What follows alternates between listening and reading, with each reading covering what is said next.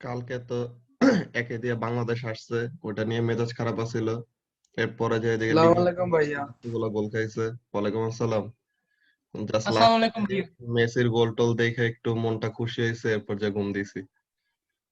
কি যে অবস্থা, এত বাজে টাইম যাইতেছে। কি টেস্টটা হারছে দেখছো খেলা? Yes sir. ইয়েস ভাইয়া। মাইশা একা একা কি খাও? কেন করতেছে ভাইয়া? ওকে, তার আমরা ক্লাসটা শুরু করি। ভাইয়া কালকে ভিডিও দেখছিলাম বুঝছো, ওই যে তুমি যে আমার আসসালামু আলাইকুম ডাকতেছিলে। ভাইয়া। হ্যাঁ, ওয়ালাইকুম আসসালাম। তুমি বলো। যে আমার ডাকতেছিলা, ক্লাসের মাঝখানে পাবজি কেন খেলবো আমি? ওই তো এখানে থাকে কতজন খেলে টেলে, এখন এগুলো তো কিছু করার নাই। ওকে, সো তাহলে আমরা ক্লাসটা আস্তে আস্তে স্টার্ট করি। আজকে আমাদের তো চ্যাপ্টার 2 এর লেকচার কত? চ্যাপ্টার 2 এর লেকচার 4।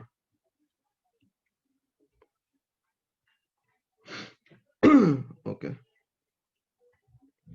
আজকে আমরা কয়েকটা ইম্পর্টেন্ট স্টেটমেন্ট দেখবো, যে অ্যাকচুয়ালি এইগুলা কয়েকটা ব্যাপার আমাদের অলওয়েজ আসবে, বুঝছো?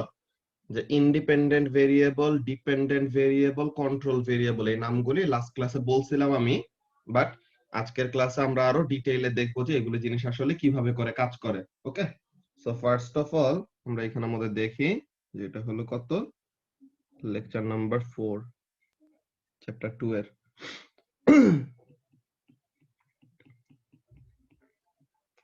আচ্ছা, সো তাহলে এখানের মধ্যে আমরা স্টার্ট করি। First of all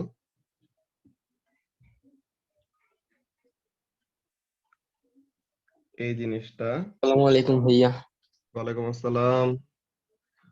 okay, so তাহলে যে জিনিসটা বলতেছিলাম খেয়াল করো, যে first of all for two variables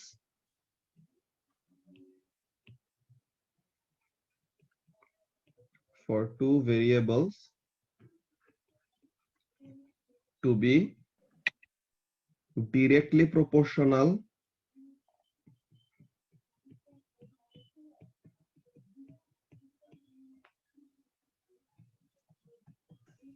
with each other,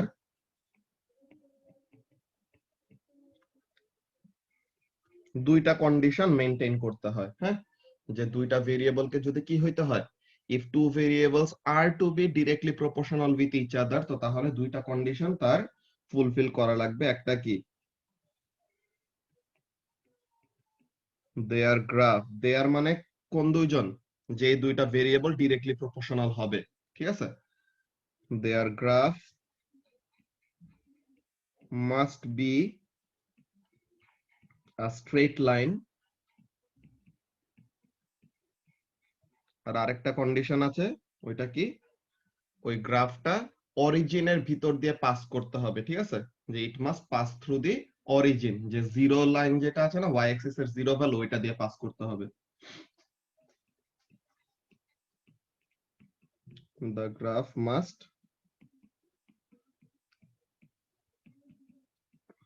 pass through the origin. Okay, so তাহলে এখানের মধ্যে আমাদের দুইটা জিনিস কি কি, যে কোন দুইটা ভেরিয়েবলকে যদি directly proportional to each other হইতে হয়, তো তাহলে কি করবে, তাদের গ্রাফ একটা স্ট্রেট লাইন হবে, আর ওই গ্রাফটা কি করা লাগবে, অরিজিন দিয়ে পাস করতে হবে। সো আমরা যদি একটা এক্সাম্পল, একটা গ্রাফ নিচে স্কেচ করি, এমন টাইপের হবে।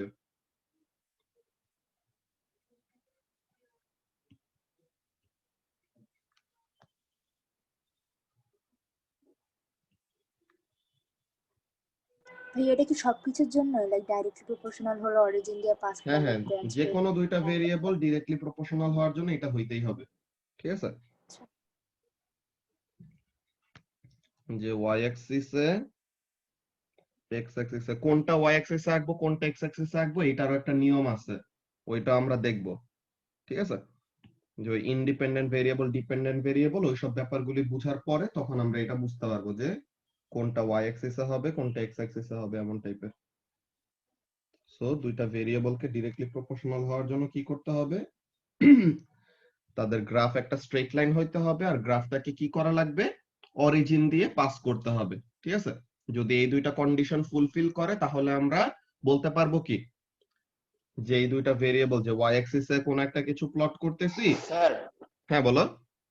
আসলে কম্পিউটার ভেরিয়েবল নিয়ে আসলে আমরা কথা বলতেছি ইন যে কোনো, ওগুলো আমরা আসবো যে কোনো এক্সপেরিমেন্টের পরে আমরা আসবো, এখানের মধ্যে জাস্ট এটা জেনারেল একটা ব্যাপার যে ওয়াই অ্যাক্সিসে যেই ভেরিয়েবলটা প্লট করতেছি আর এক্স অ্যাক্সিসে যেই ভেরিয়েবলটা প্লট করতেছি তাদের গ্রাফ যদি একটা স্ট্রেট লাইন হয় আর ওটা যদি অরিজিন দিয়ে পাস করে তো তাহলে কি হবে, তারা দুইজন ডিরেক্টলি প্রপোর্শনাল হবে। এটা আমাদের লাস্ট ক্লাসে যে কয়েকটা ডিরেক্ট প্রপোর্শনালিটি দেখে আসছে ওই ব্যাপারগুলো নিয়ে এখন আমরা স্কেচ করব, তখন বুঝতে পারবো যে কারা কারা এরকম ডিরেক্টলি প্রপোর্শনাল হয়। সো ফার্স্টে একটু এই জিনিসটা সবাই কপি করে ফেলো।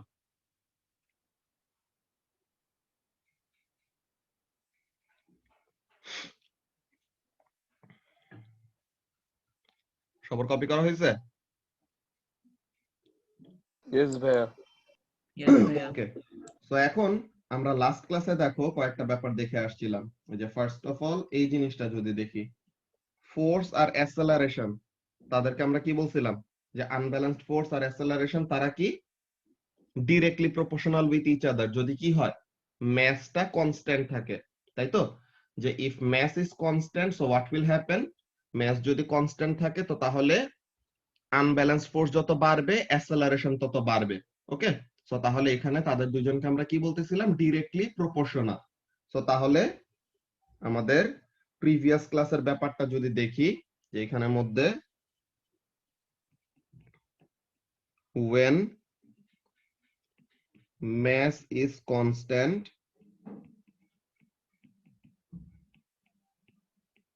unbalanced force is directly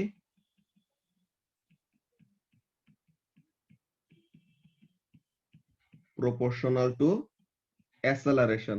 so তাহলে এটা প্রুফ করার ওয়েটা কি, যে ফোর্স আর অ্যাসেলারেশন যে ডিরেক্টলি প্রপোর্শনাল হবে এটা আমরা কিভাবে বুঝবো? ফোর্স ভার্সাস অ্যাসেলারেশন গ্রাফ যদি আমরা আঁকি, হ্যাঁ নিদিতা, যদি আমরা ফোর্স ভার্সাস অ্যাসেলারেশন গ্রাফ আঁকি তো তাহলে কি হবে বলতো? ফোর্স আর অ্যাসেলারেশন ডিরেক্টলি প্রপোর্শনাল। সো তাহলে ওয়াই অ্যাক্সিসে আনব্যালেন্সড ফোর্স আর এক্স অ্যাক্সিসে অ্যাসেলারেশন এমন যদি আমরা প্লট করি তো তাহলে কি হবে, গ্রাফটা দেখতে কেমন হবে বলতে পারবা? স্ট্রেট লাইন হবে। ডিরেক্টলি প্রপোর্শনাল হওয়ার জন্য মাত্র যে কন্ডিশনটা দেখলাম এটা ফুলফিল করবে না? তো তাহলে এই জিনিসটা হবে যে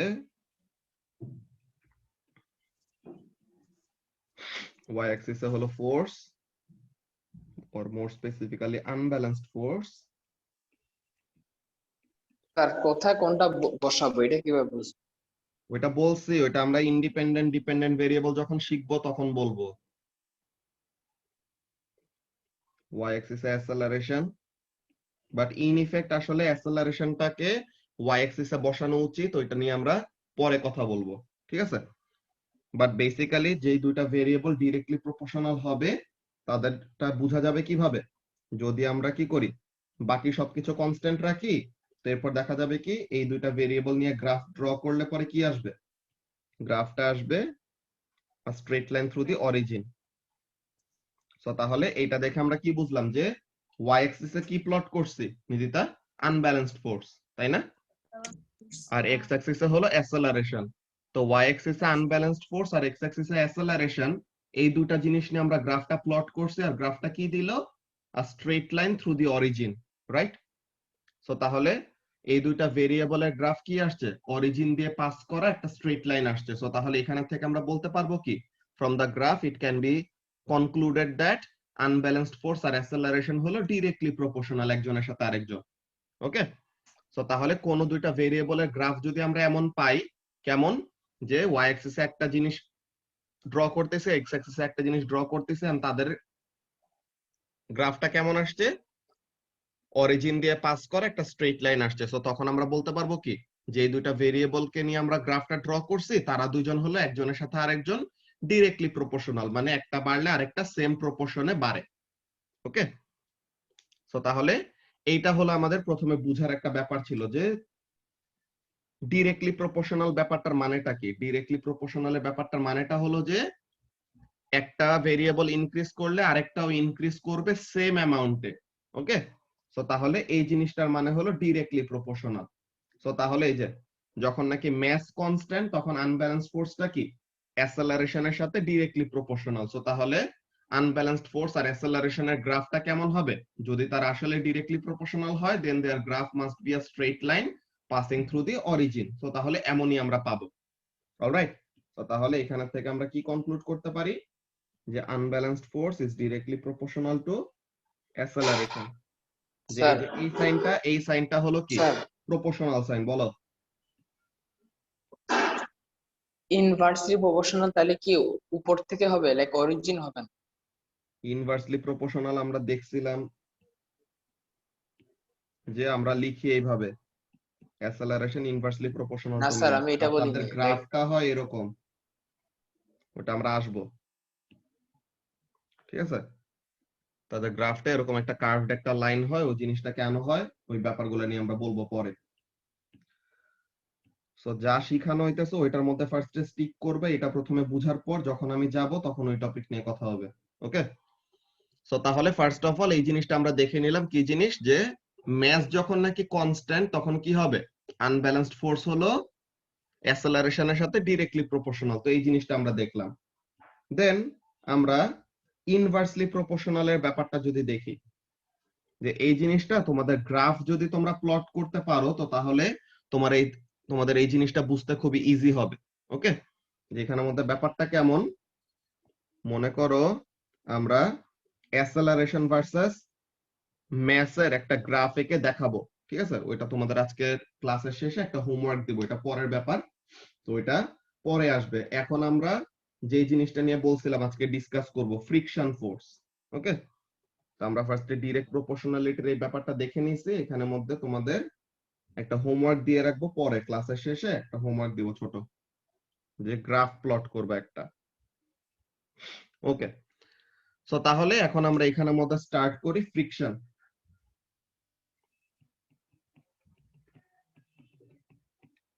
ফ্রিকশন ফোর্সটা কি ফোর্স, সে কি করে নিদিতা?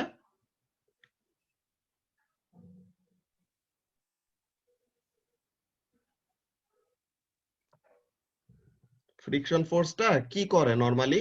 সে মোশনকে কি হেল্প নেগেট করে নাকি করে, অপোজ করে? স্যার স্লো ডাউন করে, অপোজ করে, সে help. Basically slow slow down down করে। করে, ওইটা আছে, ঠিক আছে, ভালো কথা। কিন্তু আমরা কিন্তু আসলে ফ্রিকশন ছাড়া কিন্তু আমরা আসলে মুভ করতে পারি না, জানো? যে ফ্রিকশন ছাড়া ইয়েস কিন্তু স্যার। মুভ করা পসিবল না। যে আমরা যে মুভ করি, হ্যাঁ, যে আমরা যে হাঁটাহাঁটি করি এন্ড এভরিথিং, তো এই জিনিসটার জন্য what we take advantage of, আমরা এই যে গ্রাউন্ডের যে একটা ফ্রিকশন আছে, আমরা কি করি, আমরা হাঁটতে সময় পাটা কেমন করি, আমরা আমাদের পা মনে করো যে এরকম কি করা হয়, যখন নাকি এরকম করি, মনে করো we want to go in this direction, তো তাহলে আমরা পাটা দিয়ে কি করি, গ্রাউন্ডের উপরে এই ডিরেকশন একটা ফোর্স দেই না, যে পিছের দিকে একটা ঘষা দেই। সো পিছের দিকে এরকম একটা ধাক্কা দিলে তখন গ্রাউন্ড কি করে, গ্রাউন্ড আমাদেরকে সামনের দিকে পুশ করে, তখন আমরা ফরওয়ার্ড ডিরেকশনে মুভ করতে পারি। অর গাড়ি নিয়ে যদি গাড়ির চাকা দিয়ে এক্সাম্পল দেই তো তাহলে ওই জিনিসটা আরো ভালো মতো বুঝতে পারবা। যে মনে করো আমরা যদি গাড়ির চাকা এমন করে আঁকি, suppose this is the road surface, এই হলো গাড়ির চাকা,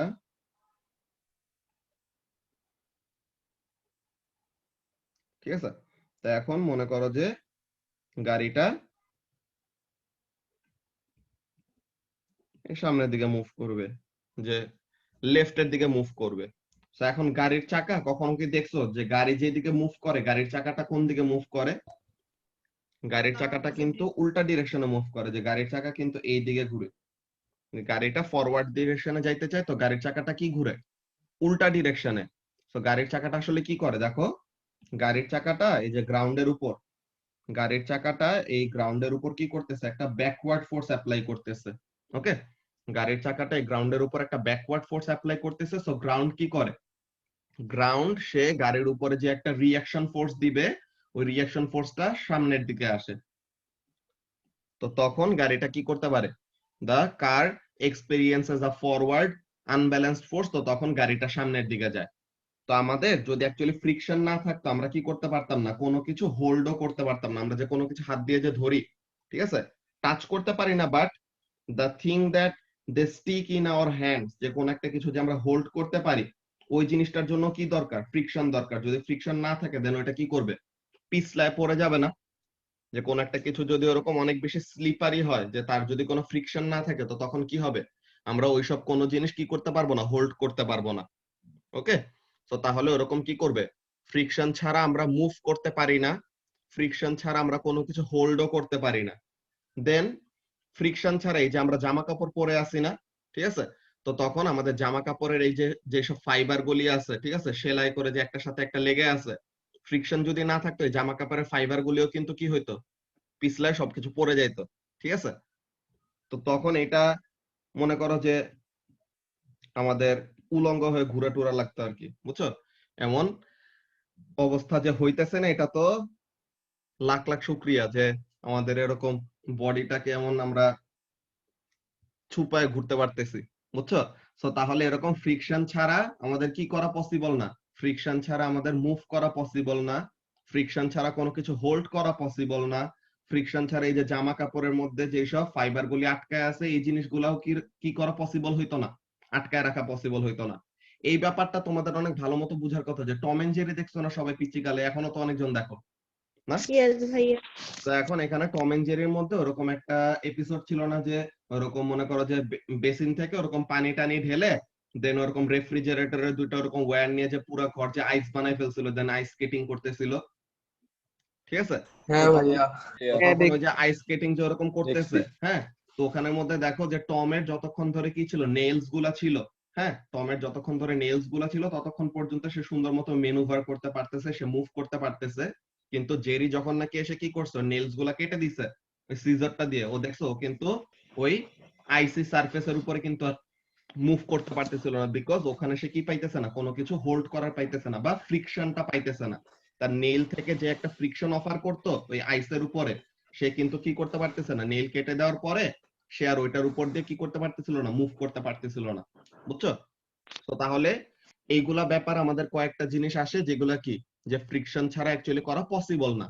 কিন্তু আবার এই যে শ্রাবণ একদম শুরুর দিকে বলে দিছে যে ফ্রিকশন অ্যাকচুয়ালি কি করে, we regard the force of friction two oppose the motion, যে ফ্রিকশন কি করে, মোশনটাকে হইতে দেয় না। যে কোন একটা অবজেক্ট মুভ করতেছে, যে আমরা কোন একটা বল মনে করো গড়ায় মারলাম, ঠিক আছে, কোন একটা টেনিস বল এরকম গড়ায় মারলাম, তো এখন ওই টেনিস বলটা কি করবে, গড়াইতে গড়াইতে গড়াইতে গড়াইতে এক সময় রেস্টে চলে আসবে, তাই না? যে টেনিস বলটা গড়ায় গড়ায় এক সময় রেস্টে চলে আসে, কেন? বিকজ তার উপরে যে ফ্রিকশন ফোর্সটা কাজ করতেছে, ওই ফ্রিকশন ফোর্সটা আস্তে আস্তে তাকে কি করে, স্লো ডাউন করে দিবে। ওকে, তো ফ্রিকশন ফোর্সটা আস্তে আস্তে তাকে স্লো ডাউন করে দিয়ে তাকে কি করে নিয়ে আসে, রেস্টে নিয়ে আসে। তো এর জন্য সে আর কি করতে পারে না, ফার্দার সামনের দিকে মুভ করতে পারে না। তো আমরা যদি এখানের মধ্যে ব্যাপারটা দেখি যে ইট ইজ আ ফোর্স, যে ফ্রিকশনটা কি, যে it is a force that opposes motion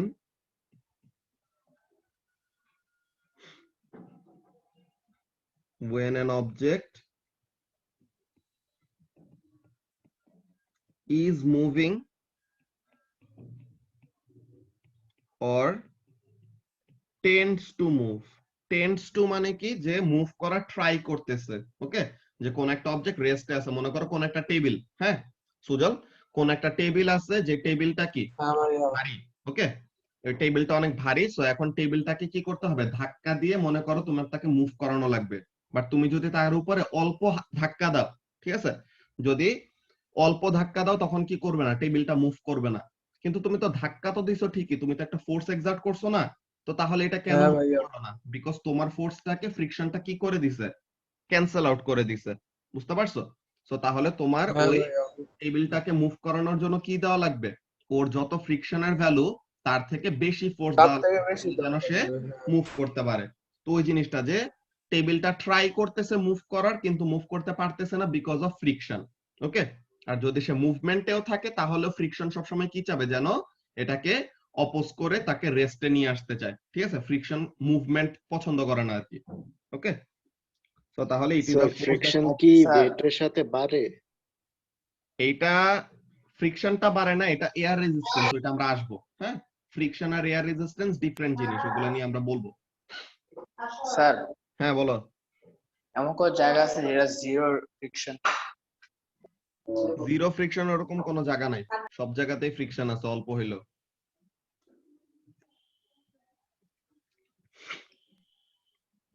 কিন্তু ভাইয়া কিছু স্যার না থাকলে আইসে ফ্রিকশন কিভাবে আইসে থাকবে? তো আমরা হাঁটতে পারি। ওখানের মধ্যে ফ্রিকশনটা কম, তুমি যদি আরো এরকম ফ্রিকশন ওয়ালা জুতা নাও, আরো স্পাইক ওয়ালা এরকম জুতা নাও, তো তাহলে পরেই তুমি ইভেনচুয়ালি হাঁটতে পারবা। হ্যাঁ, ফ্রিকশনটা কি শুধু মুভিং অবজেক্টস এর উপরেই কাজ করে? না, এই যে স্টেশনারি অবজেক্ট মুভ করতে চাইলে তখনও তার উপর কাজ করবে। এই যে টেন্ডস টু মুভটা লিখলাম যে এর জন্যই, যে একটা অবজেক্ট রেস্টে আছে তাকে তুমি মুভ করানোর ট্রাই করতেছো, তখন ওই মুভমেন্টটাকে সে কি করবে, অপোজ করবে। ঠিক আছে?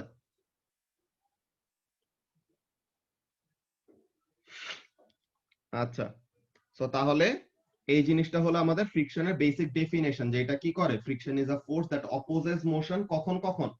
when an object is moving, যে অলরেডি মুভ করতেছে তো তখন তাকে অপোজ করে থামাইতে চায়, অর যখন নাকি অবজেক্টটা স্টেশনারি আছে বাট মুভ করা ট্রাই করতেছে তখনও তাকে কি করবে, ফ্রিকশনটা অপোজ করবে। তো ওইসব ব্যাপারগুলো নিয়ে আমাদের ফ্রিকশনের কাজ। আর এয়ার রেজিস্ট্যান্সের ব্যাপারটা ওইটা আমরা আসবো পরে, টার্মিনাল ভেলোসিটি নিয়ে যখন পড়বো তখন আমরা আসবো যে এয়ার রেজিস্ট্যান্স নামের একটা ফোর্স আছে, যে ফোর্সটা কি করে, যত ভেলোসিটি বাড়ে, যে যত বেশি স্পিডে মুভ করবে তত বেশি রেজিস্টিভ ফোর্স হবে। ঠিক আছে? তো ওই জিনিসটা নিয়ে আমরা পরে পড়বো চ্যাপ্টার 3 তে। তো এখন এখানের জন্য আমাদের কাজটা কি, ফার্স্টে ফ্রিকশনের ব্যাপারটা কি। স্টেশনারি থাকলেও কি কাজ করবে ফোর্সটা? একদম স্টেশনারি বসে আছে, মুভ করার কোনো টেন্ডেন্সি নাই, তাহলে ফ্রিকশন থাকবে না। কিন্তু স্টেশনারি আছে, কিন্তু কেউ তাকে ধাক্কা দিয়ে মুভ করানোর ট্রাই করতেছে, তো তখন কি কাজ করবে, ফ্রিকশন কাজ করবে। বুঝছো?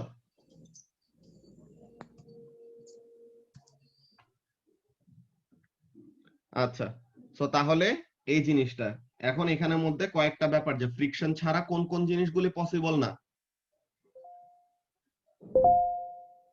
কি কি জিনিস, যে things that are not possible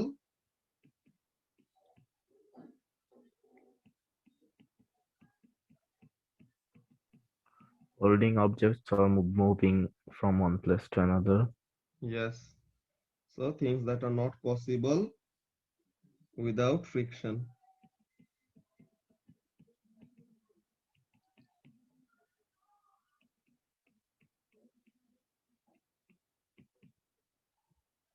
Movement, that is moving from one place to another.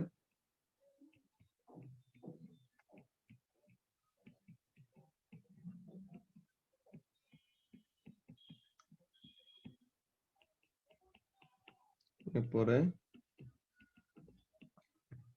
holding objects,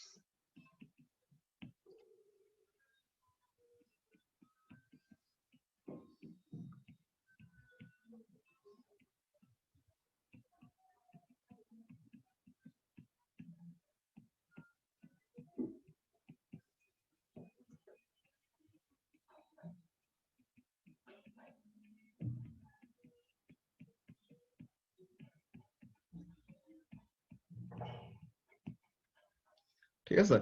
তো এমন টাইপের ব্যাপার, যে যদি কোনো ফ্রিকশন না থাকতো, আমরা ভাইয়া, যদি একটা হ্যাঁ বলো। অবজেক্ট হাতে নিয়ে বসে থাকি তখন কি একটা ফ্রিকশন কাজ করবে? হ্যাঁ, হাতে নিয়ে যখন হাতের সাথে তার একটা ফ্রিকশন আছে দেখে তখন ওইটা হাতের সাথে আটকায় থাকে আর কি, যে তখন ওইটাকে হাতে হোল্ড করা যায়। বুঝছো? ভাইয়া একটা অবজেক্টের ম্যাস যদি বেশি থাকে তাহলে ফ্রিকশনও বেশি থাকবে না? ম্যাস বেশির সাথে ফ্রিকশন বেশির ব্যাপারটা না, এটা হলো একটা সারফেস এরিয়ার সাথে ব্যাপার আছে, যে কতটুকু surface area of the object কন্ট্যাক্টে আছে। যে মনে করো রাস্তার সাথে তোমার কতটুকু সারফেস এরিয়া কন্ট্যাক্টে আছে, ওইটার উপর ডিপেন্ড করবে যে ফ্রিকশন কত বেশি বা কত কম কাজ করবে। ম্যাসের উপরে ডিপেন্ডেন্সিটা একটু কম। বুঝছো? ম্যাসের উপরে ডিপেন্ডেন্সিটা কম, মেইন ডিপেন্ডেন্সি হলো সারফেস এরিয়া অফ কন্ট্যাক্ট, যে কতটুকু এরিয়া কন্ট্যাক্টে আছে। বুঝতে পারছো? হ্যাঁ ভাইয়া, বুঝতে পারছি। লাইক স্যার, হ্যাঁ, কোন হেভি অবজেক্টের নিচে যদি চাকা লাগানো হয় তাহলে কি ফ্রিকশন কমে যায়? ফ্রিকশন কমে যাবে কেন? কারণ স্যার আগে তো পুরো সারফেস এরিয়াতে লাইক পুরো অনেক বেশি সারফেস এরিয়া ছিল, চাকা লাগানো তো সারফেস হ্যাঁ, এরিয়া কম। ওইটাতে সারফেস এরিয়া গ্রাউন্ডের সাথে কন্ট্যাক্টে কম আছে, তো তাহলে ওইটার জন্য ফ্রিকশন কমবে। হ্যাঁ, ওকে। তো স্যার তাহলে ফ্রিকশনের এই ব্যাপারগুলি আমরা ফার্স্টে দেখে নিলাম। ওকে, তো এখন ফ্রিকশনের এই জিনিসগুলো নিয়ে কারো কোনো কনফিউশন আছে? যেগুলো ব্যাপারগুলো না বলবো, ভাইয়া।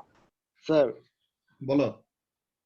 আমরা যদি মুভমেন্ট করতে চাই তাইলে আমাদের গ্র্যাভিটিটা যেহেতু নিচের দিকে আমাদেরকে পুল করতেছে, আমাদের মুভমেন্টের দিকে হেল্প করতেছে না, এর জন্যই কি আমাদের মুভমেন্ট করতে সমস্যা হয় ওয়েট বেশি হইলে?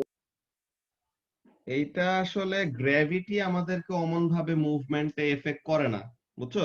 যে গ্র্যাভিটি ওরকম বেশি কাজ করলে পরে একটা ব্যাপার আছে যে উপরে মুভ করার ব্যাপারটাতে আমাদের সমস্যা হয়, ঠিক আছে?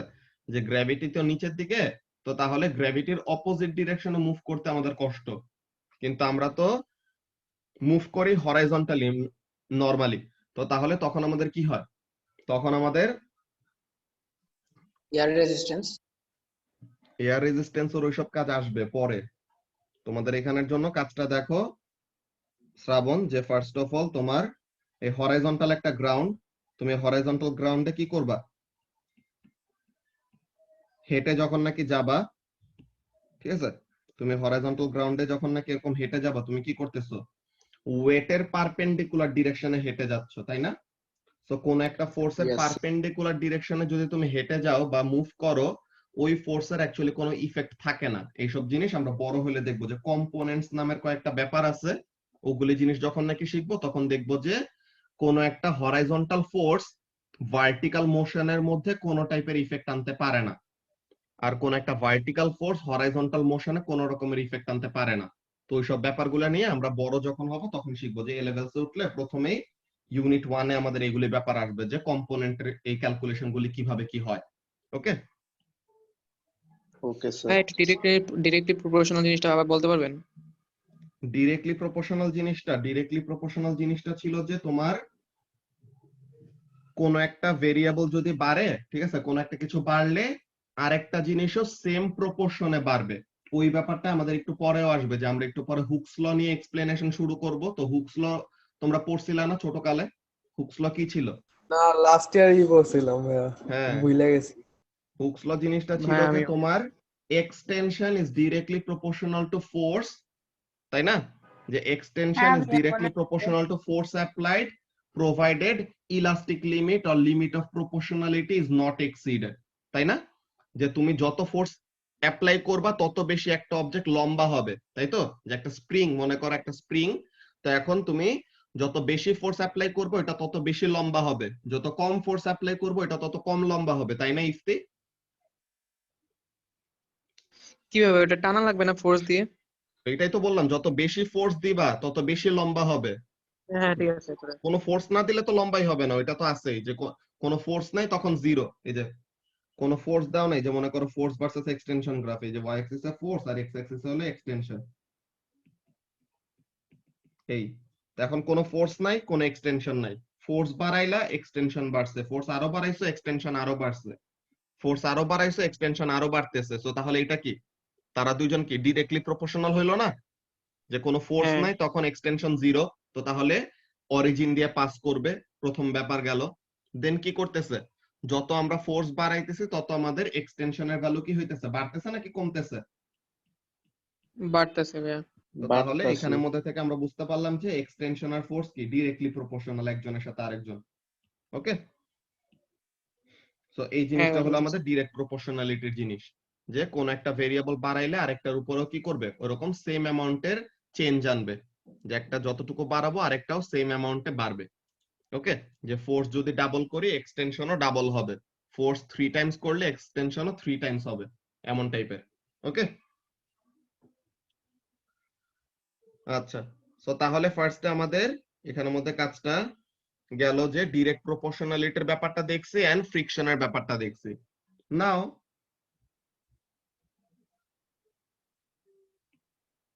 টাইপস অফ ডিফরমেশন, চ্যাপ্টার 2 এর এগুলো আমাদের কয়েকটা অনেক কিছুই ইজিলি শেষ হয়ে যাবে, যে এই উইকের মধ্যে আমাদের চ্যাপ্টার 2 শেষ হয়ে যাবে, যে হুকস ল এর এক্সপেরিমেন্টটা দেখে চ্যাপ্টার 2 শেষ। হ্যাঁ, নর্মাল রিয়াকশন ফোর্সটা একটু বুঝাবেন। হ্যাঁ, ওটা বলবো। নরমাল রিঅ্যাকশন ফোর্সের ওই জিনিসগুলো আমরা বলবো, যে ফ্রি বডি ফোর্স ডায়াগ্রামের একটা লেকচার আছে ওইটার মধ্যে। হ্যাঁ, স্যার ডিফরমেশন মানে কি? ডিফরমেশন মানে চেঞ্জ ইন শেপ। আচ্ছা, সো ফার্স্টের জিনিস যে টাইপস অফ ডিফরমেশনের মধ্যে প্রথমে কি, first of all elastic Elastic deformation.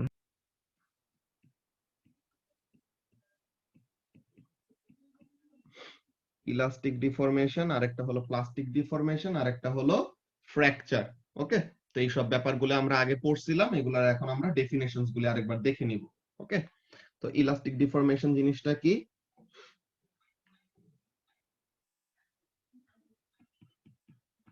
When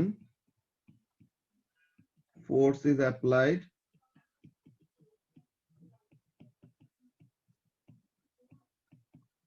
the material deforms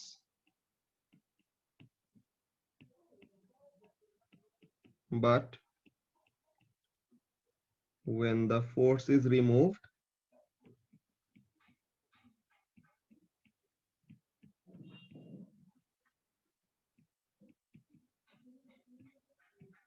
the material goes back to its original shape.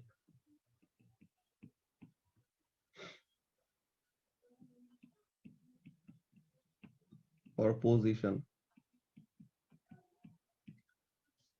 So তাহলে ইলাস্টিক ডিফরমেশনের ব্যাপারটা কি, যে ফোর্স অ্যাপ্লাই করলে ম্যাটেরিয়ালটা শেপের মধ্যে একটা চেঞ্জ আসবে, কিন্তু ফোর্স যদি ছেড়ে দেয় সে আবার কি করবে, আগের পজিশনে ফেরত চলে আসবে।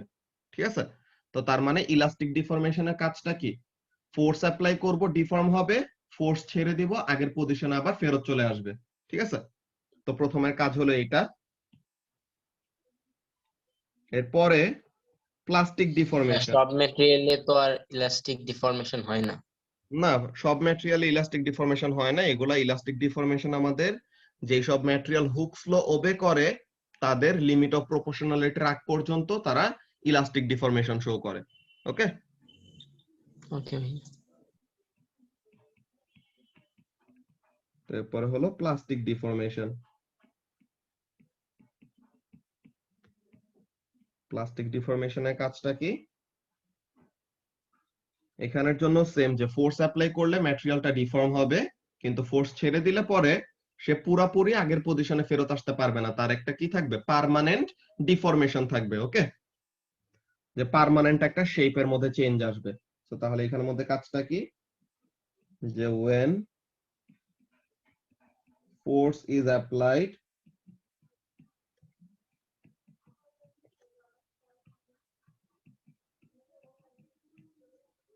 the material deforms but when the force is removed, sorry এখানে is লিখি নাই, when the force is removed the material does not go back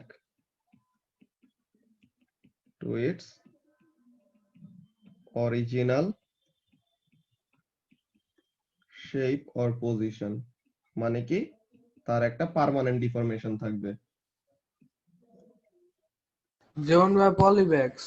yes, এর জন্য প্লাস্টিক ডিফরমেশন নামটা দিছে, যে এটা কি প্লাস্টিক দিয়ে এরকম বানানো না, সো তাহলে এরকম টান দিলে পরে লম্বা হবে ঠিকই, কিন্তু ছেড়ে দিলে পুরোপুরি কি করে না, আগের জায়গায় আসতে পারে না, তাই না, পার্মানেন্টলি একটা লম্বা হয়ে থাকে, তাই তো। সো তাহলে এখানের জন্য হ্যাঁ ভাই। কি বলবো, the material undergoes permanent deformation.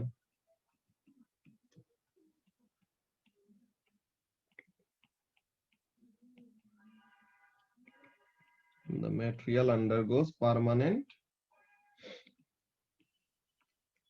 deformation. So এটা হলো আমাদের প্লাস্টিক ডিফরমেশনের ব্যাপার। এটা নিয়ে কারো কোনো কনফিউশন আছে, ইলাস্টিক আর প্লাস্টিক ডিফরমেশন নিয়ে? আচ্ছা ভাইয়া, যখন মানে ফোর্স অ্যাপ্লাই করার পরে একটা ডিফর্ম হয়, তারপরে ফোর্স রিমুভ করার পরে কি একটু চেঞ্জ আসে, মানে টোটালি না, একটু চেঞ্জ আসে। মানে বুঝি নাই। ফোর্স অ্যাপ্লাই ভাইয়া করার পর প্লাস্টিক ডিফর্ম হয়েছে, এরপর ছেড়ে দেওয়ার পর কি? একটু কি মানে চেঞ্জ আসবে? হ্যাঁ হ্যাঁ, এখানের মধ্যে ওই যে তুমি ওরকম মনে করো যে ফোর্স অ্যাপ্লাই করলা, সে শেপের মধ্যে একটা চেঞ্জ আসলো, যে সে লম্বা হইলো। এখন তুমি যদি ছেড়ে দাও ফোর্সটা, সে আগের পজিশনে আসা ট্রাই করবে। কি করতেছো মাইশা?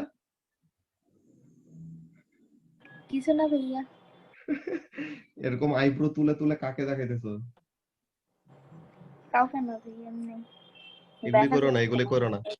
আচ্ছা আচ্ছা, সো এখন এখানের মধ্যে ব্যাপারটা দেখো, যেটা বলতেছিলাম কি জিনিস, যে ফার্স্ট অফ অল পারিসি, যে তুমি ফোর্স অ্যাপ্লাই Yes, করলা, সে ভাইয়া। ডিফর্ম করলো ঠিকই, ওকে, কিন্তু তুমি ফোর্সটা ছেড়ে দিলে সে আগের পজিশনে আসা ট্রাই করবে, কিন্তু পুরোপুরি আগের পজিশনে আসতে পারে না। তার একটা কি থাকে, পার্মানেন্ট একটা ডিফরমেশন থাকে, বা পার্মানেন্ট একটা শেপের মধ্যে চেঞ্জ থাকে, ওকে। এন্ড এই জিনিসটা কেন Okay. হয়, এটার জন্য আমাদের একটা এক্সপ্লেনেশন আছে, কিন্তু এগুলো এক্সপ্লেনেশন আমাদের আস্তে আস্তে যত বড় হবো তখন শিখবো, ওকে। যে এগুলা তোমাদের Okay, ভাইয়া। Bond breaking and bond stretching নিয়ে আমাদের একটা কনসেপ্ট আছে, ওগুলা তোমাদের কেমিস্ট্রিতে ফার্স্টে কয়েকটা কনসেপ্ট শিখে নিবা, এরপর আমরা ওগুলা নিয়ে ডিসকাস করব। যে তোমরা ওরকম একটা ব্যাপার তো পড়ার কথা, যে কেমিস্ট্রিতে এমন পড়ছো না যে বন্ড ভাঙার জন্য আমাদের কি হয়, এনার্জি দিতে হয়, হ্যাঁ পড়তেছি আমরা। তাই না? Yes. তো তাহলে বন্ড ভাঙার জন্য এনার্জি দিতে হয়, যে এনার্জি সাপ্লাই করতে হয়, আর বন্ড যদি ক্রিয়েট করে তো তখন কি করে, এনার্জি রিলিজ করে, ওকে। রিলিজ করে। তো তাহলে ওই সব ব্যাপারগুলি নিয়ে আমাদের এই ইলাস্টিক এন্ড প্লাস্টিক ডিফরমেশনের এক্সপ্লেনেশনের একটা ব্যাপার আছে, ওই সব জিনিসগুলো আমরা দেখবো বড় হওয়ার পর, ওকে। ভাই এলাস্টিক ডিফর্মেশন আরেকবার বলতে পারবেন? ইলাস্টিক ডিফরমেশনটা এই যে হ্যাঁ। তোমার ইয়ের মতো, কি বলে, কোন একটা স্প্রিং, তুমি এরকম কোন একটা স্প্রিং কে এরকম ফোর্স এক্সার্ট করলে, সে লম্বা হইলো, তাকে ছেড়ে দিলে সে কি করে, আবার আগের জায়গায় চলে আসে না? হ্যাঁ ভাইয়া। ইয়েস তো এটা ভাইয়া। Elastic deformation. কিন্তু তুমি যদি স্প্রিংটাকে অনেক বেশি লম্বা করে ফেলো, অনেক বড় একটা ফোর্স অ্যাপ্লাই করে বেশি লম্বা করে ফেলছো, দেন তোমার তুমি ঠিক তাকে হবে না। ছেড়ে দিলে দেখবা যে সে পুরোপুরি আগের পজিশনে আসতে পারবে না, তার কি থাকবে, একটা পার্মানেন্টলি সে লম্বা হয়ে যাবে। তো এটাকে বলা হয় প্লাস্টিক ডিফরমেশন, প্লাস্টিক ডিফর্মেশন। ঠিক আছে? ওকে, তো তাহলে এটা গেল ইলাস্টিক এন্ড প্লাস্টিক ডিফরমেশনের ব্যাপার। আচ্ছা, তোমরা নেক্সট মিটিংটা জয়েন করো, ওখানে আমরা পরের গুলা দেখতেছি।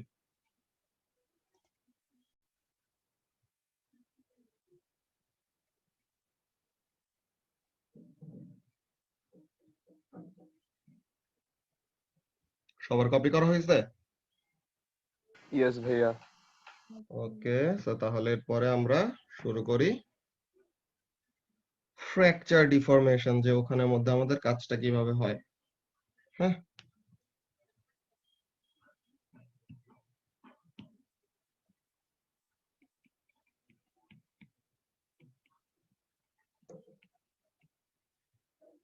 ফ্র্যাকচার আর ফ্র্যাকচার ডিফরমেশন দুটোটাই বলা যায়। ফ্র্যাকচার মানেটা কি, ভেঙে যাওয়া, তাই তো? যে কোনো একটা কিছু Yeah. ফ্র্যাকচার করা মানে স্ন্যাপ করা আর ভেঙে যাওয়া। স্ন্যাপ মানে ওই ছবি তোলা স্ন্যাপ না, ঠিক আছে? এটা কি করতেছে, এটা কোন একটা কিছু ভেঙে যাওয়ারকেও কি বলে, স্ন্যাপ বলে, ওকে। জেরিন জেরিন করতেছে এটা কি, এর নিচের দিকে তাকায়।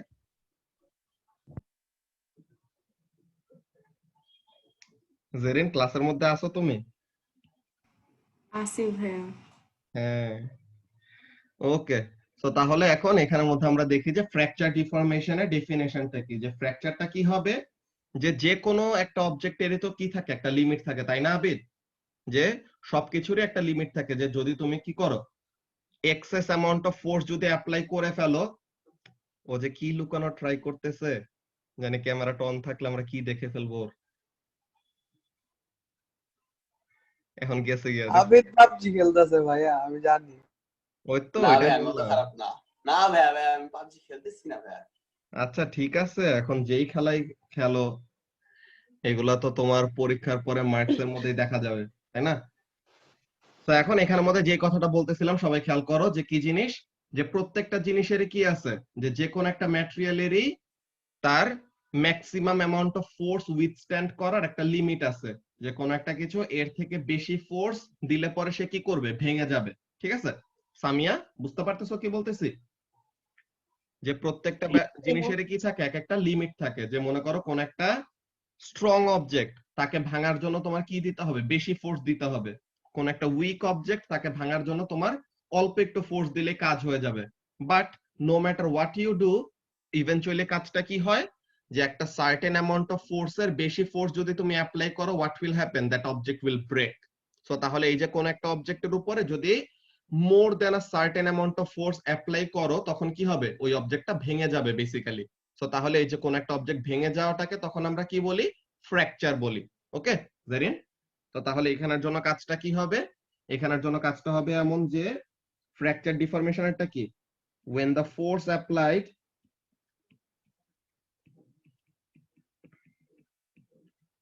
is so large that the material breaks। ঠিক আছে, যেখানের মধ্যে কাজটা কি হইতেছে যে আমরা এত বেশি ফোর্স অ্যাপ্লাই করছি যে ম্যাটেরিয়ালটা কি করছে, ভেঙে গেছে। তো এই টাইপের ডিফরমেশনটাকে আমরা কি বলবো, ফ্র্যাকচার ডিফরমেশন। ওকে, যে ম্যাটেরিয়ালটা বেসিক্যালি কি হবে, ইট উইল ব্রেক। তো তাহলে এই জিনিসটাকে বলা হয় কি, ফ্র্যাকচার ডিফরমেশন। তো সবাই একটু ফার্স্টে এই জিনিসটা কপি করে ফেলো।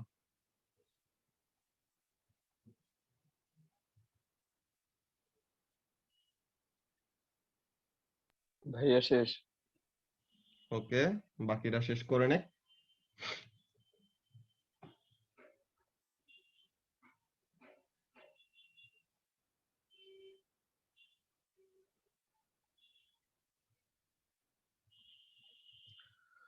ওকে, সো তাহলে হোপফুলি সবাই স্যার দ্য ম্যাটেরিয়াল ব্রেকস এর পর আর কিছু নাই? না। তো এখন এখানের মধ্যে আমরা তিন টাইপের ডিফরমেশন গুলি দেখে নিলাম। কি কি ছিল, first of all elastic deformation, যে আমরা ফোর্স অ্যাপ্লাই করব, ম্যাটেরিয়ালটার শেপ চেঞ্জ হবে, ফোর্সটা ছেড়ে দিব, সে আবার আগের পজিশনে চলে আসবে। প্লাস্টিক ডিফরমেশনটা কি, ফোর্স অ্যাপ্লাই করব, ডিফর্ম হবে, কিন্তু ফোর্স ছেড়ে দিলেও সে কি করতে পারবে না, পুরোপুরি আগের পজিশনে ফেরত আসতে পারবে না, তার একটা কি থাকবে, পার্মানেন্ট ডিফরমেশন থাকবে। তো এটা হলো প্লাস্টিক ডিফরমেশন। ফ্র্যাকচার ডিফরমেশনটা কি, যে এত বেশি ফোর্স অ্যাপ্লাই করবো যে সে ভেঙে যাবে। ওকে, তো ভেঙে গেলে তো আর ফোর্স ছেড়ে দিলে সে কি জোড়া লেগে যাবে, তো এটা তো আর হবে না। তো এটা আর বলে লাভ নাই যে when the force is removed ম্যাটেরিয়ালটা ভাঙাই থাকবে, এটা তো আর বলার কোনো মানে নাই। তো এখানের মধ্যে কি বেসিক্যালি ফ্র্যাকচার ডিফরমেশনটা কি হবে, ফোর্স এত বেশি অ্যাপ্লাই করলাম যে সে কি করবে, ভেঙে যাবে আর কি। তো এই জিনিসটা হলো ফ্র্যাকচার। ভাই গ্লু দিয়ে লাগানো যাবে না? ওইটা পরে, ওইটা তো তুমি এক্সট্রা কোন একটা ম্যাটেরিয়াল দিয়ে তাকে কি করতেছো, স্টিক করাইতেছো। এখানে তো জাস্ট ফোর্স রিমুভ করলে হইতেছে না। ওকে, ভাইয়া আগের ইয়ারে একবার প্র্যাকটিক্যাল দেখাইতে যেতেন পেন ভেঙে ফেলছিল। হ্যাঁ ওই তো। তো ওখানের মধ্যে সামনাসামনি তো অনেকগুলো জিনিসই দেখানো যায়, যেটা এখন এখানে অনলাইন ক্লাসে আমরা জাস্ট এক্সাম্পলস গুলি এন্ড ডেফিনেশনস গুলি এইভাবে করে দেখে রাখতে হইতেছে, বুঝছো। ওরকম সামনাসামনি ক্লাসে আমরা হুকস ল এর মনে এক্সপেরিমেন্ট করে প্রত্যেকটা জিনিসই সামনাসামনি করে দেখাইতে পারতাম। ওইগুলো জিনিস আমরা রেখে দেবো যে যখন নাকি সামনাসামনি ক্লাসেস গুলি শুরু হবে তখন ওগুলি জিনিস, যে এক্সপেরিমেন্টস এর কয়েকটা ব্যাপার আমরা ভাই রেখে আপনি দিব। তো ভিডিও দেখাতে পারেন চাইলে। ভিডিও তো এটা তো যে কোনো সময় ইউটিউবের ভিডিও এন্ড এভরিথিং ওগুলো তো দেখানো যায়, কিন্তু সামনাসামনি নিজে এক্সপেরিমেন্ট করে ওটা করলে তখন সব সময় মনে থাকবে আর কি, বুঝছো। তো ওগুলা জিনিসের জন্য উইকে একটা তো অফলাইন ক্লাস রাখো। ওটা তো তোমার মনে করো যে পরে আশেপাশের মানুষদের থেকে কমপ্লেইন আসলে পরে তখন আরো কাহিনী হবে, বুঝছো। আমরাই তো, আমাদের মধ্যে কে কমপ্লেইন করবে? এখন তোমরা করবা না, তোমাদের অন্য ফ্রেন্ডরা যারা অন্য বাট জায়গায় কোনো পড়ে তারা মানুষের করবে, চোখে যদি পড়ে, বুঝছো তো ওই জিনিসটা। ওকে, সো তাহলে এইগুলি গেল আমাদের টাইপ অফ ডিফরমেশন। তো এখন তোমাদেরকে আমি একটা টেবিল দিয়ে দিব, এই টেবিল রিলেটেড তোমরা গ্রাফ আঁকবা। ওকে, তো এটা থাকবে তোমাদের নেক্সট ক্লাসের জন্য homework.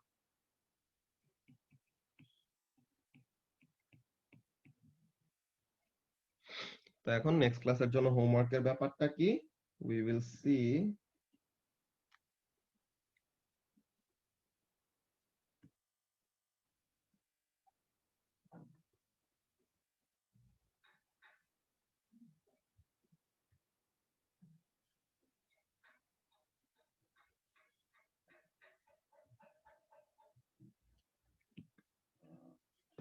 Okay, so mass in kilogram আর acceleration in meter per second square। তো এগুলার কয়েকটা ইনফরমেশন দিব। সো দেখি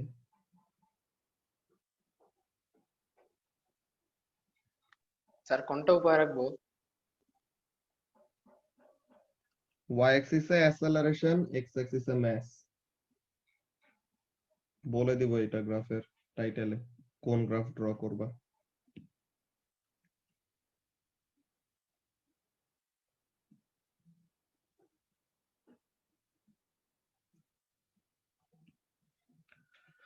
ওকে, সো এখন ম্যাস হলো 2 কেজি, 4 কেজি,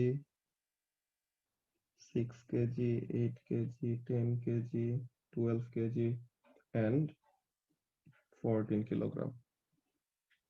আর এখানের জন্য আমরা দেখব যে অ্যাসেলারেশনের ভ্যালুগুলি কত হয়। অ্যাসেলারেশন ফার্স্টে হলো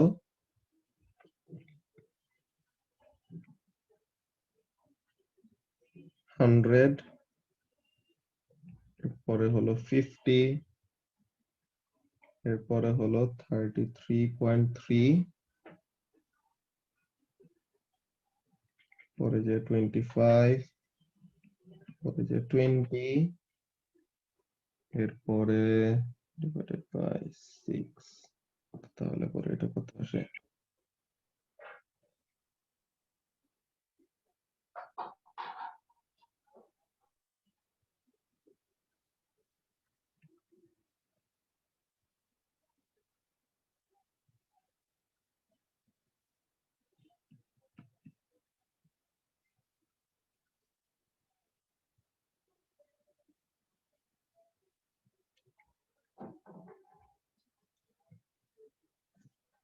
এটা 12 এর জন্য আঁকো, এটার জন্য দিলে আরো বেশি বাজে ভ্যালু চলে আসবে, তখন এটা প্লট করতে সমস্যা হবে। সো তাহলে স্যার এটা আপনি পুরাটুকু মুখে করছেন? হ্যাঁ, এখানে জাস্ট ওরকম মাল্টিপ্লাই ডিভাইড করে ওরকম বসায় দিছি। ওখানে এই ভ্যালুটা দ্বারা একটু চেক করে নেই, লাস্টেরটা আর একটু 16 পয়েন্ট কত হবে ওই জিনিসটা দেখতে হবে। 1 minute.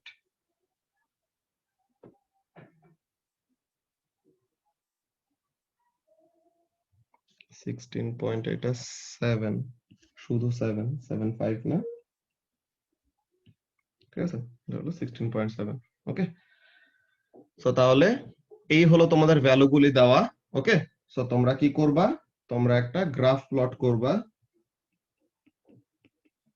Plot a graph of acceleration versus mass using the following table.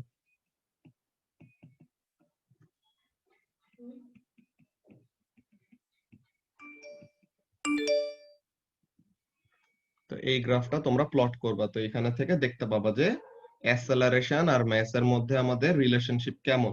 এটা হলো ফোর্সটাকে কনস্ট্যান্ট রেখে, হ্যাঁ, যে আনব্যালেন্সড ফোর্স হলো তোমার 200 নিউটন, তো ওইটাকে কনস্ট্যান্ট রেখে আমরা ম্যাস যত বাড়াইতেছি অ্যাসেলারেশন কি করতেছে তত কমতেছে। তো অমন টাইপের একটা জিনিস তোমরা প্লট করবা। এইগুলা নিয়ে আমাদের অ্যাকচুয়ালি তোমাদের ম্যাথস এর ইকুয়েশন গ্রাফ ওইসব জিনিসগুলো শেষ করার পরে গ্রাফ নিয়ে আমরা আরো ডিটেল পড়ালেখা করব। যে এই অনলাইনের এগুলোর জন্য অনেকগুলা জিনিসে তোমাদের সামনাসামনি যেরকম যে দেখানো যাইতো ওই জিনিসটা এখন হইতেছে না। তো এর জন্য আমরা ফার্স্টে এই জিনিসগুলা কয়েকটা ব্যাপার রেখে দিব অফলাইন ক্লাসের জন্য, ঠিক আছে মাইশা? স্যার অফলাইন ক্লাসে ওই ব্যাপারগুলো দেখবো। বলো স্যার আমরা তো একবারে এক্সাক্ট 16.7 ড্র করতে পারবো, কারণ 100 তো অনেক বড় ভ্যালু, তো সমস্যা নাই তো না স্যার? এক্সাক্ট 16.7 ওখানের মধ্যে আমাদের অ্যাপ্রক্সিমেটলি একটা জায়গায় আসবে। 100 ওরকম বড় ভ্যালু, তো তাহলে ওরকম 10 ঘরে 100, তো তাহলে অমনে করে বসাবা যে এক ঘরে 10 করে, যে 10, 20, 30, 40, 50 অমনে করে তোমার 100 পর্যন্ত যাবে। 10 ঘরে 100 মিটার পার সেকেন্ড স্কয়ার ওটা শো করবা। এর জন্যই বলছে যে এগুলা জিনিস তোমরা যে গ্রাফে এত উইক, তোমাদের এগুলার জন্য সামনাসামনি গ্রাফগুলি যদি না দেখানো হয় তো তাহলে পরে তোমাদের এগুলা জিনিস শিখা পসিবল না। এটা জাস্ট ইনভার্সলি প্রপোর্শনাল এর জিনিসটা জাস্ট জেনারেল একটা শেপ আসবে, জেনারেল শেপটা আসবে এমন, এরকম একটা শেপ আসবে, বুঝছো? এই গ্রাফটা যদি ঠিক মতো প্লট করো শেপটা আসবে এমন দেখতে। কিন্তু এইটাকে স্ট্রেট লাইন গ্রাফে কনভার্ট করার জন্য একটা কাজ করা যায়, যেগুলা জিনিসই তোমাদের সামনাসামনি না দেখাইলে পসিবল না। ওকে, তো ওগুলা জিনিস আমরা যখন নাকি অফলাইন ক্লাসে শুরু হবে তখন দেখবো। সো এটা জাস্ট নেক্সট ক্লাসের জন্য হোমওয়ার্ক। তোমরা ফার্স্টে কার্ভ লাইনটা ড্র করা শিখো, দেন আমরা স্ট্রেট লাইনে কিভাবে কনভার্ট করতে হয় সব জিনিস সামনাসামনি ক্লাসে শিখবো। ঠিক আছে? যদি এই সামনাসামনি ক্লাসে না হয়? সামনাসামনি ক্লাস হবে, এটা নিয়ে টেনশন করো না, সামনাসামনি ক্লাস হবে। কবে ভাইয়া হবে? কবে ভাইয়া? এটা আমাদের দেশরত্ন জননেত্রী শেখ হাসিনা যবে আমাদের পারমিশন দিবে। ঠিক আছে? কবে দিবে? 1 বছর তো হয়ে গেছে। ওই তো এখন আমাদের কোমলমতি শিশুদের জন্য এরকম বন্ধ রাখতেছে, কিন্তু কোমলমতি সবাই তো সব জায়গায় পড়ালেখা যাচ্ছে, না সামনে করে যে দেখি। বিয়ে করে বসে আছে বাসার মধ্যে, ওগুলা তো দেখে না। স্যার সবই তো হচ্ছে, কি না হচ্ছে? তাহলে এটা তো এখন তো বিয়ের ফাংশনের মধ্যে মনে করো যে মানুষের এত ভিড়, ওখানের মধ্যে তো কোমলমতি শিশুরা কি কি মেকআপ টেকআপ করে যায়, কত কিছু করে। তো এখন এখানের মধ্যে এরা স্কুল খুলে দিলে স্কুলের মধ্যে খালি করোনা আছে, বুঝছো? এটাই বুঝতে পারছি, এটাই বুঝাইতেছে তারা। বাংলাদেশি সায়েন্টিস্টদের মতো বড় সায়েন্টিস্ট তো নাই যে বাংলাদেশের এরা যে এই ভ্যাক্সিশিল্ড না কি নামের যে ভ্যাকসিনটা যে দিতেছে, ওরা তো হাঙ্গেরিকে এটা অফার করছিল যে ওদের লাগবে নাকি, এরপর হাঙ্গেরি রিফিউজ করে দিছে, বলে যে না তোদেরটা নিব না। মাত্র 50% না, কত এফেক্টিভনেস জানি।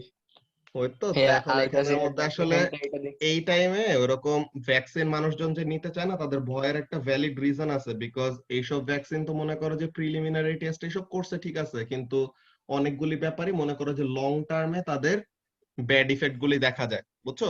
যে এমন হতে পারে যে 10-15 বছর পর দেন ওরকম সাইড ইফেক্ট গুলি, যে এই ভ্যাকসিনটার মধ্যে অন্য কোনো কিছু ছিল যেটা অন্য সাইড বাজে এফেক্ট করছে, এইসব জিনিসগুলি ধরা পড়তে পারে, বুঝতে পারছো? ভ্যাকসিন ছাড়াই বেটার আছে। ওই তো এখানে তো আমরা আসলে এত ভেজাল খাবার খায়া খায়া বাইচা থাকি, তো এর জন্য আমাদের বাঙালিদের জন্য কিছু যায় আসে না। তো এরকম দেখবা যে মনে করো যে আমার ফ্রেন্ডদের মধ্যে কতজনের এমন হয় যে আমাদের ফ্রেন্ডরা কতগুলি এরকম পশ কতগুলি ফ্রেন্ড আছে, মনে করো যে বাইরের চটপটি ফুচকা বেলপুরি এসব কিছুই খায় না, বুঝছো? বাসা থেকে বানায় দেয়, বাসার ওগুলোই খায়, যে ওর আম্মু বানায় না দিলে পরে ওদের ডায়রিয়া হয়ে যায়, বুঝছো?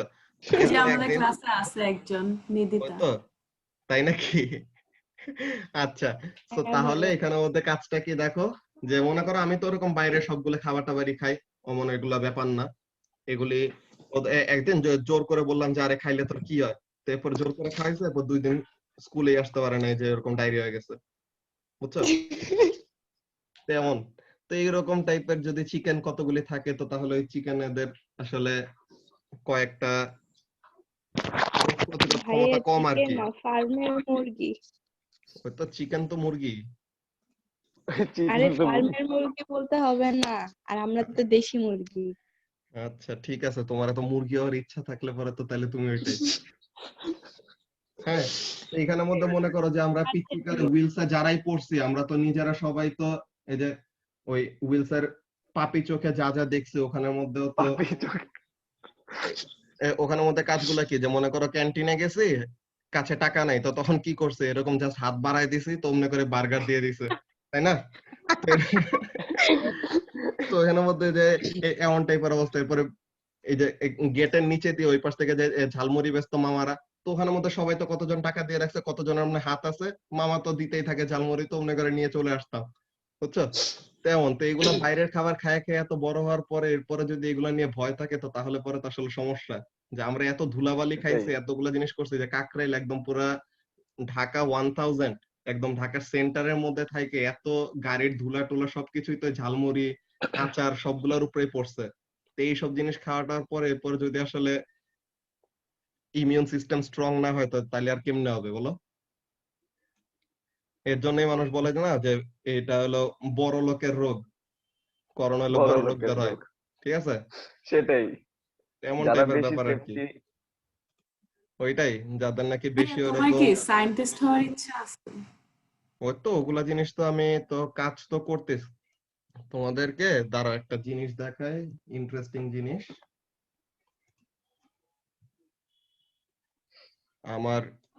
আমার তো মাস্টার্স এর বেসিক্যালি ক্লাস শেষ, বুঝছো? অনলাইনেই আমার মাস্টার্স এর ক্লাস শেষ হয়ে গেছে। তো এখন জাস্ট ভার্সিটি খুললে পরে মাস্টার্সের পরীক্ষা হবে, দেন আমার জাস্ট থিসিসের কাজটা বাকি, যে থিসিস যে রিসার্চটা করা লাগে মাস্টার্সে থাকলে। এখানের মধ্যে দেখো আমার মেইনলি কাজটা কেমন হবে।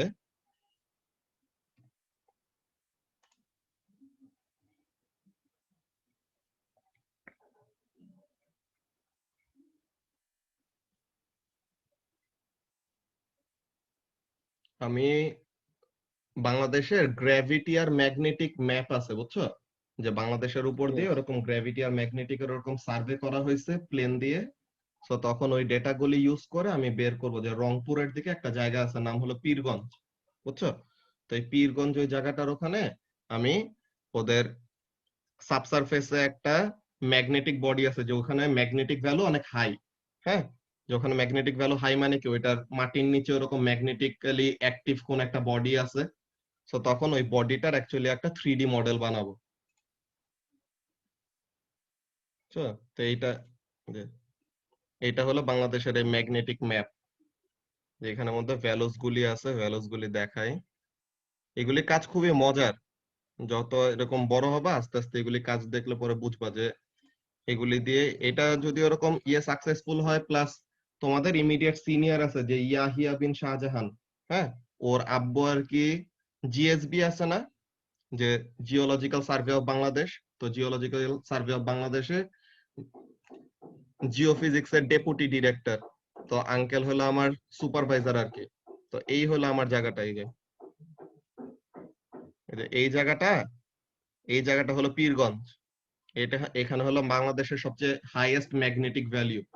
তো এই জায়গাটার এরকম সাবসারফেসে ওরকম ম্যাগনেটিক বডি আছে। তো আমি কি করব, বেসিক্যালি এটার এই ম্যাগনেটিক বডিটার 3D একটা মডেল বানাবো, তাহলে যেন আমি ওই জিএসবি ওদেরকে সাজেস্ট করতে পারি যে এই জায়গাটায় ড্রিলিং করলে তখন তারা এই ম্যাগনেটিক বডিটাকে রিচ করতে পারবে, এমন টাইপের, বুঝছো। তো এইটা হলো বেসিক্যালি আমার মাস্টার্স এর রিসার্চটা থাকবে, যে এটা এই ম্যাগনেটিক বডি রিচ করে এটা মানে করবেটা কি? ম্যাগনেটিক বডি কত দাম, এগুলো তো এই যে আয়রন ওর যে বানায়, আয়রন ওর থাকে না, যে আয়রন মাইন যেগুলো থাকে, তো এটার নিচে তো এরকম আয়রন মাইন বানাইতে পারবে, বুঝছো। এগুলো তো বিলিয়ন বিলিয়ন ডলারের কাজ, যে এটা যদি ওরকম হয়ে যায় তো তখন ওরকম। আর আমি বেসিক্যালি যে সফটওয়্যারটা ইউজ করতেছি ওই সফটওয়্যার বাংলাদেশে কেউ ইউজ করতে পারে না, যে কি বলে জিএসবি ওরা লাইসেন্স সহ কিনে রাখছে যে এই সফটওয়্যারের দাম এত, লাইক 1 উইকের জন্য তুমি যদি ওরকম লিজ নিতে চাও ইট কস্ট $10,000 পার উইক, বুঝছো। তো তখন ওই সফটওয়্যারের আমি ক্র্যাক $10,000, তো এটা 80 দিয়ে মাল্টিপ্লাই করো। এক্সচেঞ্জ রেট তো এখন 80 না, 80 থেকে একটু কমে গেছে, বাট স্টিল 50,000 8 লাখ। এটা তো সায়েন্টিফিক একটা মেটাল ডিটেক্টর বেসিক্যালি। ঠিক আছে। সো তাহলে এই জায়গাটার মধ্যে ওরকম সাবসারফেসে যে ম্যাগনেটিক বডিটা আছে ওইটার আমি মডেলিংটা করব আর কি, যে এটা হলো আমার থিসিসের প্রেজেন্টেশন। আপনি সফটওয়্যারটাকে কিনছেন? না, সফটওয়্যার আমার এটা কিনা তো পসিবল না এখন। আমার বেসিক্যালি জিএসবি ওদের কেনা আছে, বাট ওদের ইউজ করার কেউ নাই। তো আমি বেসিক্যালি সফটওয়্যারটা ওদের ইয়েগুলা দেখে শিখতেছি। আমি সফটওয়্যারটা ওরকম শিখার পর দেন ওদের ওখানে যে কাজগুলি করব। তো মেইনলি কাজটা হলো এমন যে আগে একবার ড্রিলিং করছিল, বুঝছো। আগে ওই এরিয়াতে ড্রিলিং করছে, কিন্তু ড্রিলিং করে কিছু পায় নাই। তো তার মানে আগের মডেলিং এ কোন একটা সমস্যা ছিল। তো এটা হলো বেসিক্যালি আমার স্টাডি এরিয়াটা। তো এটা জুম করে এখানে দেখানো হয়েছে। তারপর মেইন অবজেক্টিভ হলো একটা 3D মডেল বানানো। আগের যেই প্রিভিয়াস যেই ড্রিলিং করছিল ওই ড্রিলিংটাতে কেন সাকসেস পায় নাই, তো ওই জিনিসটা রিজনটা বের করব যে কেন তারা ভুল করছে, এমন টাইপের। আর নতুন একটা ড্রিলিং পয়েন্ট সাজেস্ট করব আর কি, যেন ওর বডিটাকে সাকসেসফুলি রিচ করতে পারে। আর যে ডেটা ইউজ করব, তোমারটা যদি ফেল করে তাহলে লাইক ওরা কি তোমাকে কোনো না, এখানের মধ্যে ফেল করলে আমারটাকে কোনো করার ওদের কিছু নাই। আমার তো বেসিক্যালি ওদেরকে আমি সাজেস্ট করব যে আমাকে যে ডেটা প্রোভাইড করা হয়েছে ওই ডেটা ওয়াইজ এই জায়গাটা সুটেবল হওয়া উচিত। আর আগে তো ওরা 90s এর দিকে, যে 1990 দিকে আগে তো 3D মডেল বানানোর স্কোপ ছিল না, ওরা 2D মডেল বানায়। ওরা অনেক কিছু এরকম সাইডের ব্যাপারগুলি কনসিডার করে নাই। তো তাহলে আমি এমন ভাবে বানাবো যেন এটা আসলে ফেল করবে না, এমন টাইপের। বুঝছো? ভাইয়া এই যে আগে যে ফেল হয়েছে সেটা কি অনেক আগে? হ্যাঁ 1990 তে বললাম না যে 1990 এর দিকে ড্রিলিং করছিল। তো এই হলো এরপরে কি স্টাডি। আর কেউ করে নাই চেষ্টা? না, এরপর আর ওই এরিয়াতে কেউ করে নাই। তো এরপরে আমি জিএসবি তে গেলাম, তো আঙ্কেল বললো যে এটা নিয়ে এরকম কাজ করবে, ফান্ডিং আসবে, তো তাহলে করবো নাকি। তারপর এটা নিয়ে নিছি কাজ। ভালো হয়েছে ভাইয়া, অনেক তো এইগুলা ইন্টারেস্টিং আছে। তো এইগুলা জিনিস যত তোমরা ইয়েটা দেখবা যে ফাইনালি এমন টাইপের একটা মডেলিং হবে আর কি। যে ভাইয়া সাকসেসফুল হইলে তো তুমি ফেমাস হয়ে যাবে, তাই না? হ্যাঁ, এখানে তো আমার তো বেসিক্যালি যে ইয়েটা কি বলে, ভার্সিটিতে তো ইনশাল্লাহ সামনের বছর এমন সময় জয়েন করে ফেলা উচিত যদি ওরকম ভার্সিটির সার্কুলার টাইম মতো দিয়ে দেয়, বুঝছো? যে ওরকম লেকচারার অ্যাপয়েন্ট করার যেই সার্কুলার থাকে ওই সার্কুলার যদি দিয়ে দেয়, তো তাহলে পরে নেক্সট ইয়ার এমন টাইমে ভার্সিটিতে পড়ানোর কথা। কোন সাবজেক্ট? এটা আমি যে জিওফিজিক্স নিয়ে যে মাস্টার্স করতেছি তো এটা নিয়ে, বুঝছো? কেন আমাদেরকে পড়াবো না ভাইয়া? হ্যাঁ তখনও পড়াবো, ওখানের মধ্যে যে ওটা তো এন্ড অফ ইউনিভার্সিটি কাজের পর, তো তখন তোমাদের ওইটা তো ইনশাল্লাহ তোমাদের হ্যাঁ জব ওইটা তো 9টা থেকে 5টা তোমাদের ক্লাসটা। এর জন্য আমি কিন্তু কোনো ক্লাসই 5টার আগে রাখি না। জাস্ট স্যাটারডেতেই তোমাদের যে ফিজিক্স ক্লাস নিতাম ওইটাও তাও স্যাটারডেতে নিতে হইতো। কেন? সকালে নিতে হইতো, স্যাটারডে ছাড়া অন্যদিন সকালে তো আমি ফ্রি না, এর জন্য সকালে নিতাম ওইটা, বুঝছো? ওকে, সো তাহলে আমাদের আজকের ক্লাসে লাস্টে অনেকক্ষণ গল্প করলাম। তো নেক্সট ক্লাসে তোমাদের হোমওয়ার্কটা তোমরা জমা দিয়ে ফেলো নেক্সট ক্লাসের আগে। ওকে, গ্রাফটা ড্র করে সুন্দর মতো জমা দিয়ে দিবা, দেন আমরা দেখবো এই গ্রাফটা কিভাবে কি করে। ওকে, আচ্ছা ঠিক আছে ভাইয়া, সাকসেসফুল হইলে ট্রিট দিও ভাইয়া। হ্যাঁ ঠিক আছে। এই যে প্রত্যেকটা টাইমে এইরকম একটা পাবলিক থাকে ট্রিট চাওয়ার। ওকে ঠিক আছে, আল্লাহ হাফেজ। আসসালামু আলাইকুম ভাইয়া। আল্লাহ হাফেজ ওয়ালাইকুম ভাইয়া। আসসালাম, আল্লাহ হাফেজ।